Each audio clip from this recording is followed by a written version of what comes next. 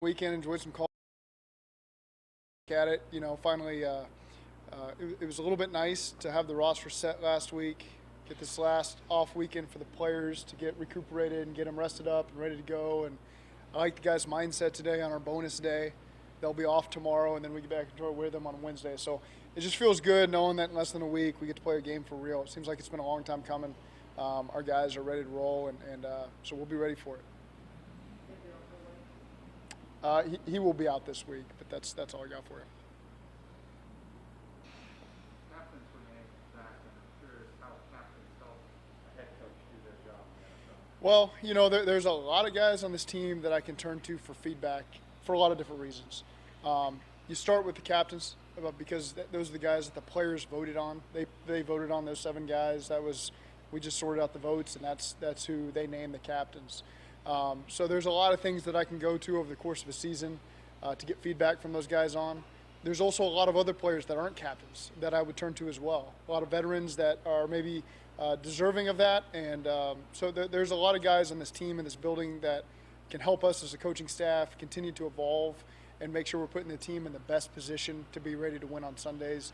And I feel really good about the group of captains that are selected, and I feel really good about just the rest of the guys in the locker room that still fit that captain description that maybe don't wear the label on their jerseys. Explosive plays has been a point of emphasis for you guys. Why do you think you'll make more explosive plays in 2021 than you did last year? I think we're going to play better complementary football as a team, and that goes with being efficient early in the game on offense, getting earlier stops on defense, playing great in special teams, to where now you're in a position to call games in all 3 phases like you want to. And you're not playing from behind, you're not losing the turnover battle. All the things that we've done to ourselves, you name it, we've done it, and that's just part of just playing better complementary football. Is now you put yourself in a position where you can play with the lead early in the game, and you can be a little more aggressive down the field. And they got to play the run in the pass and all that good stuff that comes with it, not just sit on a lead and know that we got to start pushing the ball down the field and it doesn't fit together. And so those are a lot of the things. Obviously, we strive to be a much better football team all the way around this year, and those are the things that come with it. Why do you think you guys have struggled to close out games the last couple of years? Have you been able to pinpoint that, as you try to plot a different path for this year?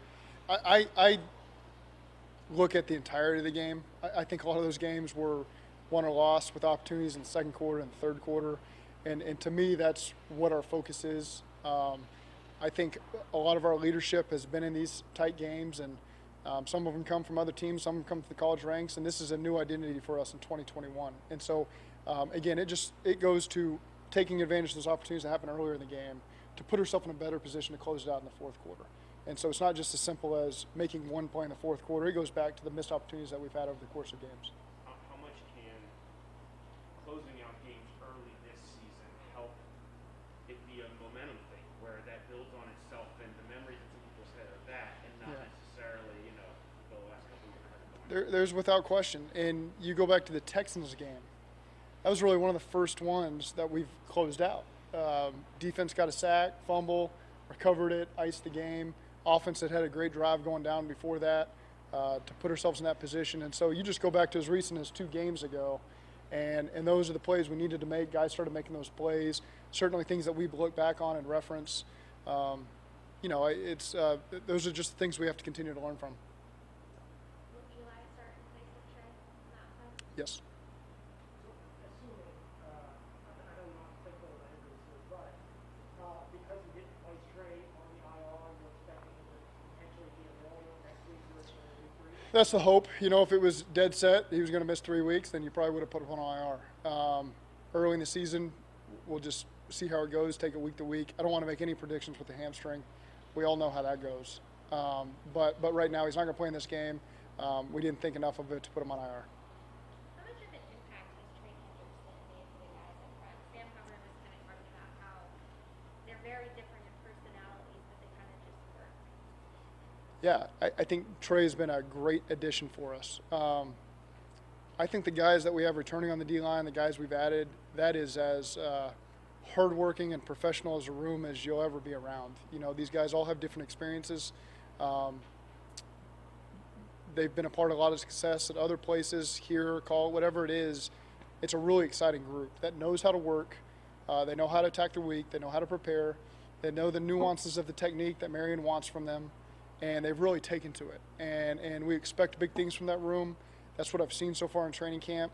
Their approach has been really fun to watch. I think Marion Hobby has done a fantastic job with that group, and we're really excited to see these guys work next weekend. How is BJ getting acclimated? Really good. You know, BJ, it's great for a guy to be able to walk in and have a college roommate, Jermaine Pratt, already in the building. That just eases. I was a one-time transfer. I know how that works. You know, you walk into a new environment. It can be tough. So when you get somebody to turn to early on, Sam Hubbard and he were in the same draft class, so Sam was, whether friends with them or aware of them, Sam immediately came and said, glad we got this guy. He's a good dude. He was in my draft class. So BJ just kind of walked in the door and fit right in. His personality's great, fits right in, knows what we want from him. You know, and he's jumped into practice and fit in well. So that's been a great addition for the room, and happy to have him. He's done a great job so far this last week. And you know for sure if Joe is ready.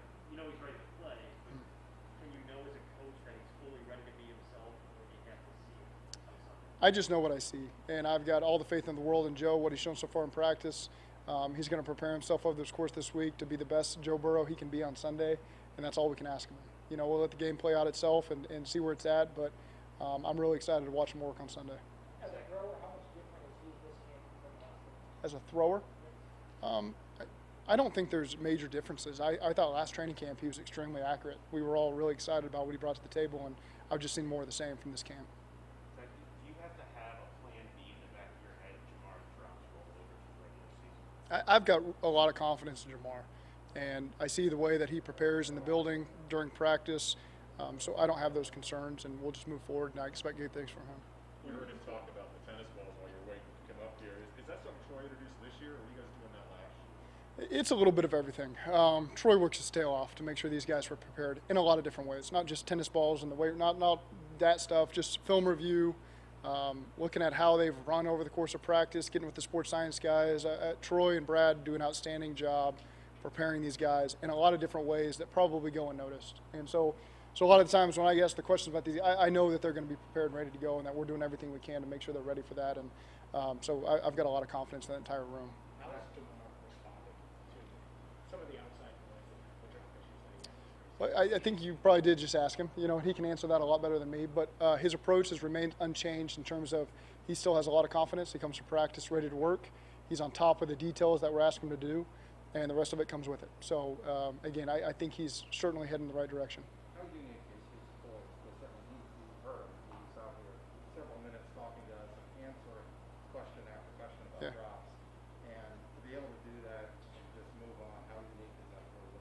Yeah, it's important these guys in the league aren't weak-minded, you know, and they're going to make mistakes. It's not always going to come easy, but I think that their preparation that goes into it is what leads to the confidence that they have. And I see that from all these. There's a reason we draft them. There's a reason we sign them. There's a reason that they've remained here because of just the presence and their approach, and we know that that's going to lead to really good things for the Bengals. Maybe we'll get more into it over the next 2 days, but do you have an overview of the Vikings and the upcoming matchup? Absolutely, the Vikings are a great team. You know, that'll be a fun challenge for us in week one. I think Mike Zimmer's one of the best coaches in this league, tremendous defensive coordinator for a long time. I remember we always had problems with the Bengals playing them in Miami. Problems when they played at Minnesota. They beat us down pretty good in 2017, and we had a great game in 2018 against them. So again, they're going to be well coached. Probably one of the smartest defenses you'll play against, just talking defensive football. Those two linebackers are as good a tandem as any over the last decade, 2 decades in pro football. Their front is they've really made some adjustments to the front. They brought guys back that are really talented. They've added guys that are really talented that we've played over the last couple of years. So that front is really where you got to start. But then you got the intelligence and the talent at that second level with those backers, and then Nick Vigil fills in there, and they got Dye, and they got some good players. And then Harrison Smith and Patrick Peterson kind of lead the back end. Again, 2 of the smartest DBs you're ever going to face. They've had as much success over this last decade as any safety and any corner in the league. And then they filled it in with McKenzie and Breland and Xavier. So again, they've got a lot of depth there. They've got a lot of experience. They've got a lot of intelligence. They're well coached. They're going to pose a big challenge, for our offense. And then flip over to the other side of the ball, and they've got as good of a receiver duo as you got in football. The quarterback's been making plays for a long time. They've got one of the best running backs in the game. That offensive line's young and coming along. I know they've had the tight end depth issues, but it's a group that, again, you got to be ready to play and on top of the details, or they'll make you pay for it. Ask about explosive To make explosive plays. Yeah. Ball yard after catch, I guess. Everything. Those are the reasons he's a top 10 pick, top 5 pick, is for all the reasons you just mentioned. He makes those plays down the field. He's explosive after the catch. He's got a really strong lower body, strong hands.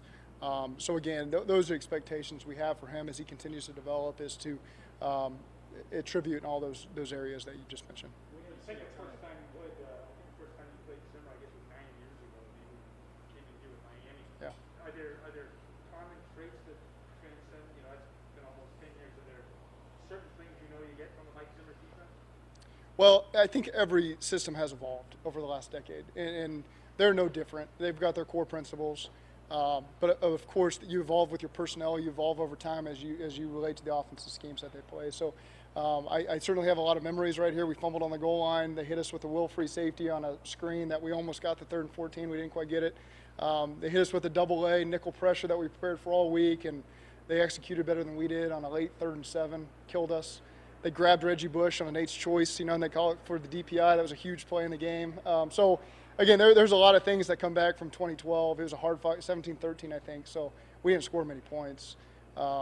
Again, it's a hard-nosed defense. They're going to be smart. They're going to be well coached. They're going to do our research on us. It'll be a great challenge in week 1. We didn't see a ton of people when we were observing training camp practices. Has there been a bigger emphasis on the depot over the past couple of weeks? Yeah, we feel like we've paid good attention to it and gotten a lot of work in it. You do it against 11 on 11. You do it in groups on air to get the timing too, just the depth down the field and tracking the ball and getting the timing off. And so there's a lot of ways that we manufacture it, whether it's on air or against the defense. And again, we try to be as mindful as possible. We track the yardage as well with the receivers. So we try to, hey, this is the day we're going to work down the field. These 2 days we're going to be a little bit shorter.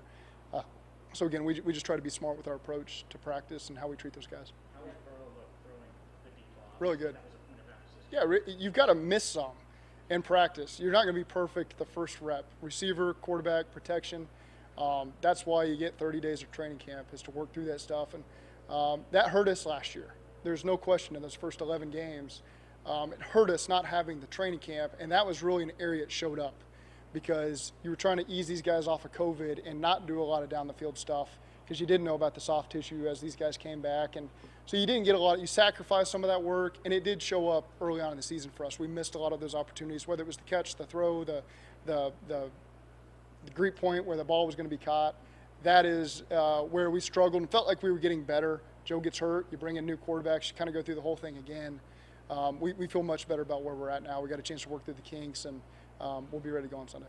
After 2 wins 2 years ago, 4 wins last year, how big is year number 3 for you? How big is this year for this organization? It's no different than any year. There's an urgency to win the first game and every game after that. And that should remain unchanged no matter what franchise you are, what point in the year you're at.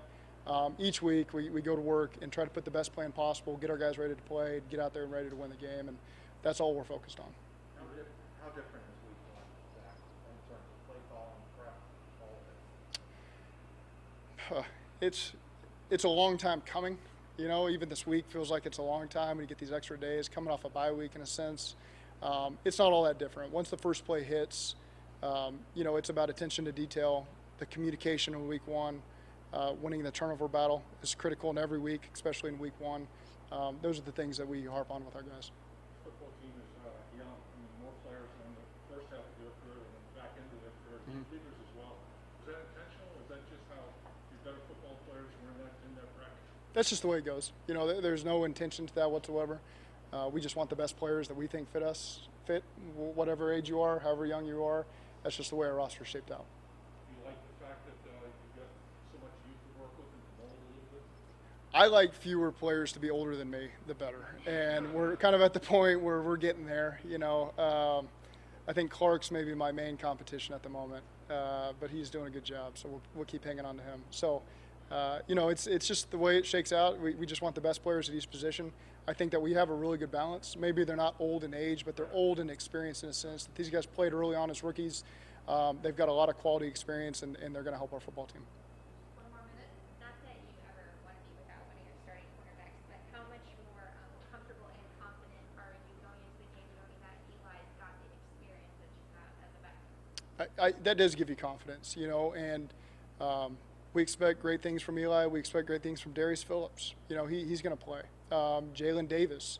You know, these are all the guys that they might not be listed as starters, but they sure as heck are going to get a lot of opportunity. You guys watched every secondary in the league last year. You need your depth to step up and play. They're going to be called upon. Same thing on the offensive line, defensive line. You need depth at all these positions. Corner's no different. So we have great expectations for all the guys that made our roster there on the back end. You mentioned watching college football. Do you watch as an NFL head coach or as a fan of a specific team? More as a fan, really. Just trying to bring my sons along, you know, and ask them questions as they watch it. And, you know, we started playing a game called Three Strikes, so they try to stay up as late as they can, and so it's 9:30. I tell them to go to bed, and they kind of invented a game where they get to guess run or pass as soon as they break to the line of scrimmage, and if they're right, they keep going. If they get 3 strikes, they go to bed. So, so that part has made it fun, you know, and they enjoy that, and they figured out that's a way to try to keep the night alive a little bit. But I think they got up to 8 is about their longest streak at the moment. But it's kind of fun to watch their brains work and ask them why they picked run, why they picked pass, and so it's been fun with them. Did y'all get a little nervous watching Tulane make that comeback here? Nebraska won 52-10, I think. So I had no nervousness over the University of Oklahoma. I watched Nebraska, and Nebraska won 52-10. So my dad, my mom, my sister, maybe they had some nerves over the Oklahoma game, but that had nothing to do with me. 18-year-old Zach, yes, not 38-year-old Zach. No. Do you watch more Nebraska now than you do Oklahoma? Of course, yeah. Do you let the kids check at the line? No, they don't have that freedom yet. No, they do as they're told. Yeah. Any more questions? Okay, thanks. Thanks.